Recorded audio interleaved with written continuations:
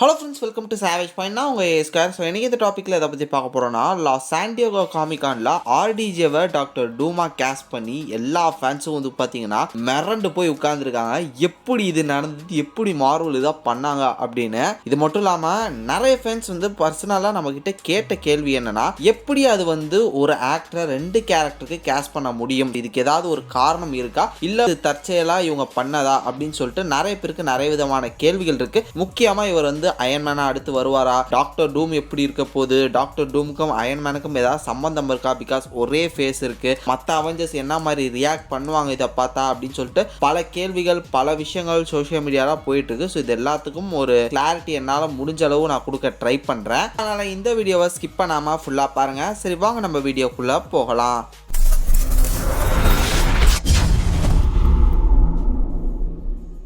First of all ஆர்டிஜேவை நம்ம எல்லாருக்குமே வந்து அயன்மேனா டோனி ஸ்டார்க்காக தெரியும். டோனி ஸ்டார்க்ன்ற ஒரு கேரக்டரே வந்து பார்த்தீங்கன்னா இப்போ மூவி வெர்ஷனில் பார்க்கறதுக்கு டிஃப்ரெண்ட்டான ஒரு வேரியண்ட்டாக நமக்கு தெரிய வராரு. ஏன் இதை நான் அப்படி சொல்கிறேன்னா, ஆக்சுவல் காமிக்ஸில் டோனி ஸ்டார்க் அப்படின்றவர் ஹவர்ட் ஸ்டார்க்கோட பையனே கிடையாது. என்ன ப்ரோ சொல்கிறீங்க, ஹவர்ட் ஸ்டார்க்கோட பையனே கிடையாது அப்படின்னு கேட்டிங்கன்னா, எஸ், அவர் வந்து அவருக்கு பிறந்த சொந்த மகன் கிடையாது. அவர் வந்து adopted child in comics. Because அவருக்கு வந்து ஃபர்ஸ்ட் ஒரு குழந்தை ஒரு ஆம்பளை பையன் தான் பிறப்பாரு. அவர் வந்து இறந்துருவாரு. அதன் காரணமா வந்து பாத்தீங்கன்னா அவங்க ஒரு டிப்ரெஷன் ஸ்டேஜ்க்கு போய் ஒரு பையனை நம்ம அடாப்ட் பண்ணுவோம், அந்த ஒரு டைம்ல நம்ம பையன் மாதிரி பிறந்த பையன் கூட பிறந்த அந்த ஒரு குழந்தைகளை யாராவது ஒருத்தர் எடுத்து அடாப்ட் பண்ணலாம்னு சொல்லிட்டு தான் வந்து பாத்தீங்கன்னா ஆர்னோன்னு சொல்லக்கூடிய ஒரு சைல்டு எடுத்து அடாப்ட் பண்ணுவாங்க. அவனுக்கு வந்து டோனி ஸ்டார்க் அப்படின்னு சொல்லிட்டு இவங்க பேர் வைப்பாங்க. லேட்டரா அந்த குழந்தை தான் வளர்ந்து அயன்மேனா மாதிரி இப்ப நம்ம பார்த்த பல விஷயங்கள் நடந்திருக்கும் காமிக்ஸ்ல. பட் மூவி வெர்ஷன்ல வந்து பாத்தீங்கன்னா டோட்டலி வேற மாதிரி ஆர்ஜின் நமக்கு சொல்லியிருப்பாங்க.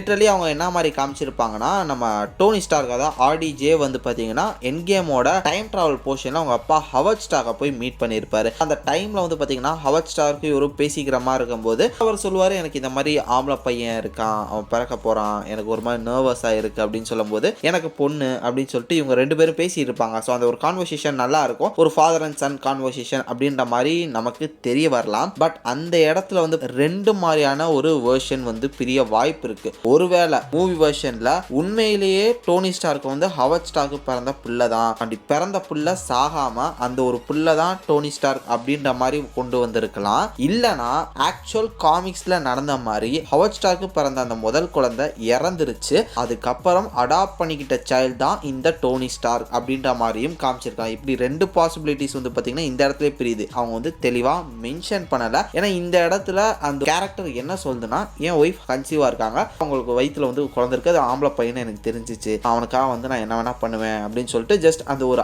ஆசையும் மொமெண்ட்டையும் அவர் தெரிவிக்கிறாரு. இன்னும் குழந்தை பிறக்கல, அதெல்லாம் நமக்கு தெரியல அப்படின்றனால இது வந்து சேம் அதே பேபியா இருக்கலாம், இல்லனா டோனி ஸ்டார்க்கை வந்து இவர் அடாப்ட் கூட பண்ணிருக்கலாம் இப்படின்னு சொல்லிட்டு 2 பாசிபிலிட்டிஸ் இருக்கா. இதை வச்சுதான் வந்து பாத்தீங்கன்னா மேபி கமிங் ஃபிலிம்ஸ்ல வந்து ஒரு சில வேலைகள் செய்ய வாய்ப்பு இருக்கு. முக்கியமா இப்ப கொண்டு வர அந்த ஒரு டாக்டர் டூம் வந்து பாத்தீங்கன்னா ஒரு ஈவில் வெர்ஷனா தான் இருக்க போறாரு. ஏன் ஈவில் வெர்ஷன் டாக்டர் டூம், அதாவது விக்டரா இருக்கக்கூடாது, இவர் வந்து ஈவில் வெர்ஷன் டோனி ஸ்டார்க்கா இருக்கலாமே, இல்ல அப்படின்னாலுமே இவர் வந்து ஈவில் வெர்ஷன் ஆஃப் டாக்டர் டூம் அப்படின்னே வச்சுக்குவோம். அந்த ஒரு கேரக்டர்ல ஆர்டிஜே வந்து வச்சிருக்காங்கன்னா, ஒருவேளை அந்த டைம்ல ஹவர்ட் ஸ்டார்க்கு பிறந்து டோனி ஸ்டார்க்ன்ற அந்த குழந்தை இறந்துருதுல, அதுக்கப்புறம் அவர் வந்து தத்தெடுத்துக்கிற குழந்தை தான் வந்து பாத்தீங்கன்னா இந்த விக்டர் அப்படின்ற மாதிரியான ஒரு பாசிபிலிட்டிஸை கூட வந்து நமக்கு கொடுத்து அதுக்கப்புறம் அவர் ஒரு வில்லனா வரலாம். பிகாஸ் ஹவர்ட் ஸ்டார்க்கோட டெக்னாலஜி இருக்கு, அவரோட சொத்து இருக்கு. இப்படி வந்து பாத்தீங்கன்னா அவர் ஒரு வில்லனா வர மாதிரியான ஒரு வேரியண்டா கூட காட்டலாம். ஏன்னா ஆல்ரெடி வந்து பாத்தீங்கன்னா அயன்மேன் வர்சஸ் அயன்மேன் சொல்லிட்டு காமிக்ல ஒரு விஷயம் நடந்திருக்கு, சுப்பீரியர் அயன்மேன் காமிக்ஸ்ல. அதுல வந்து பாத்தீங்கன்னா ஈவில் வெர்ஷன் அயன்மேன் ஒரு பாரு சிம்பியாசூல் மூலமா ஒரு மாதிரி ஈவில் வெர்ஷனா மாறி இருப்பாரு. அவருக்கும் ஏஐ டோனி ஸ்டார்க்கும் வந்து பாத்தீங்கன்னா ஒரு ஃபைட் நடந்திருக்கும். இந்த ஒரு விஷயம்லாம் பண்றதுக்கு முன்னாடி தன்னோட மெமரிஸ் தன்னோட எல்லா விஷயத்தையும் வந்து பாத்தீங்கன்னா டேட்டாஸையும் ஒரு பேக்கப் மாதிரி எடுத்து ஏஐ மாதிரி அவர் சேவ் பண்ணி வச்சிருப்பாரு. ஏதாவது ஒரு ஆபத்துனா டோனி ஸ்டார்க் பேக்கப் வந்து காப்பாத்தம் அப்படின்னு சொல்லிட்டு செஞ்சு வச்சிருப்பாரு. அந்த ஒரு அயன்மேனுக்கும் இப்ப இருக்கக்கூடிய சுப்பீரியர் அயன்மேனுக்கும் வந்து பாத்தீங்கன்னா ஒரு ஃபைட்லாம் போற மாதிரி காமிக்ஸ்ல காமிச்சிருப்பாங்க. சேம் அதே விஷயங்களை வந்து இங்க வந்து நமக்கு செஞ்சு காட்டுறதுக்கான வாய்ப்புகள் இருக்கு. தென் இது மட்டும் இல்லாம அப்படி ஒருவேளை டாக்டர் டூம் வந்து நம்ம ஆர்டிஜே தான் பண்றாரு அப்படின்னு சொல்லிட்டு மொத்த அவெஞ்சர்ஸ் முன்னாடி இறங்கி ஒரு மாஸ்கை கழட்டினாலும் அவங்க யாருக்குமே ஆர்டிஜே அதாவது டோனி ஸ்டார்க் வெர்ஷன் தான் டாக்டர் டூமா இருக்காருன்றதெல்லாம் தெரியவே வராது. ஏன்னா டாக்டர் டூம் வந்து பாத்தீங்கன்னா அவரோட ஃபேஸ் ஃபுல்லாவே பேர்ன் ஆயிருக்கும். அவர் அதனால தான் வந்து பாத்தீங்கன்னா மாஸ்கே போட்டிருப்பாரு. ஸோ அவரோட ஃபேஸ் வந்து பேர்ன் ஆகி பார்க்கறதுக்கே ஒரு மாதிரி கோரியா இருக்கும், லைக் ரெட் ஸ்கல் மாதிரி இருக்கும். கிட்டத்தட்ட அவரோட நோஸ், அது வாய் இதெல்லாம் வந்து ஒழுங்கா இருக்காது. ஸோ இதன் காரணமாக தான் ஒரு மாஸ்க் போட்டிருப்பாரு. அப்படி ஒரு வேளை இவர் வந்து டாக்டர் டூமா இருந்தாலுமே இது வந்து சேம் வெர்ஷனா இருக்க வாய்ப்பு இல்லைன்னு தான் நான் நினைக்கிறேன். ஏன்னா ஃபேஸை காமிச்சாலுமே சேம் அதே ஒரு ஆக்டரோட ஃபேஸ் நமக்கு தெரிய போறது இல்லை. ஃபுல்லி ப்ராஸ்தட்டிக் மேக்கப் தான் போட போறாங்க நம்ம ஆர்டிஜேக்கு. இதன் காரணமா ஆர்டிஜே ஃபேஸை வந்து நம்மளால பார்க்க முடியாது. சிந்தட்டிக் லேயர்ஸ் எல்லாம் போட்டு ஒரு டாக்டர் டூமா தான் நமக்கு காட்ட போறாங்க. இதன் காரணமா இது வந்து சேம் கேரக்டர்ன்ற மாதிரி நான் எடுத்துக்க கூட முடியாம போகலாம். ஏன்னா சேம் ஃபேஸ் இருந்தா தானே அது வந்து ஒரு வேரியண்டா மாறும். இங்க அவரோட ஃபேஸே என்னன்றது நமக்கு தெரியலன்னும் போது அது ஒரு ஆக்சுவல் கேரக்டர், வில்லன் கேரக்டர் அப்படின்ற மாதிரி நமக்கு காமிச்சு ஆர்டிஜேவே வந்து பாத்தீங்கன்னா அயன்மேன் ரோலையும் ப்ளே பண்ண வைக்கலாம். இந்த மாதிரியான ஒரு பாசிபிலிட்டி நடக்கிறதுக்கும் வாய்ப்பு இருக்கு. ஒரு ஈவில் வெர்ஷன் ஆஃப் டோனி ஸ்டார்க்கே வந்து பாத்தீங்கன்னா இந்த மாதிரி டாக்டர் டூமா மாறி இருக்கிறதுக்கான வாய்ப்புகளும் இருக்கு.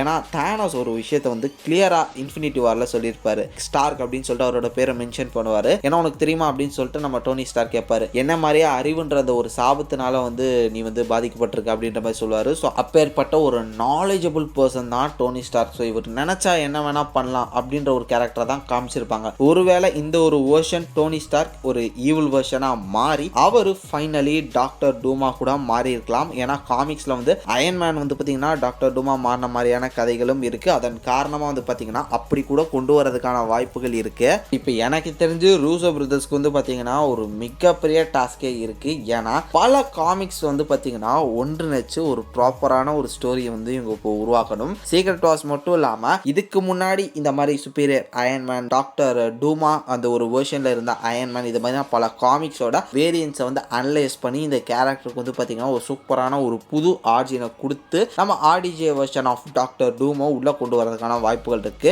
மேபி பழைய ஃபென்டாஸ்டிக் ஃபோர்ல வந்தால டாக்டர் டூம் அதே வெர்ஷனை கூட வந்து பாத்தீங்கன்னா கொண்டு வரலாம். ஏன்னா இது வந்து மல்டிவர்ஸ் அப்படின்ற காரணத்தினால நிறைய வேரியன்ஸ் வருவாங்க. லைக் இப்போ நம்ம கிறிஸ் எவன்ஸை கூட வந்து பாத்தீங்கன்னா ஃபென்டாஸ்டிக் ஃபோர் டீம்ல இருக்கக்கூடிய ஜானியாவும் பார்த்தோம். தென் அவர் வந்து கேப்டன் அமெரிக்காவும் இருந்திருக்காரு. அதே மாதிரி இங்க வந்து நிறைய வேரியன்ஸ், நிறைய வித்தியாசமான வேரியன்ஸ் இருக்கலாம். அப்படி பழைய டாக்டர் டூமா கூட வந்து பாத்தீங்கன்னா கூட்டு வரதுக்கான வாய்ப்புகளும் இருக்கு. இப்படி பல பாசிபிலிட்டிஸ் இருக்கு. அதன் காரணமாக தான் வந்து பாத்தீங்கன்னா மல்டிவர்சல் சாகா அப்படின்னு சொல்லிட்டு இதை வந்து அழைக்கிறாங்க.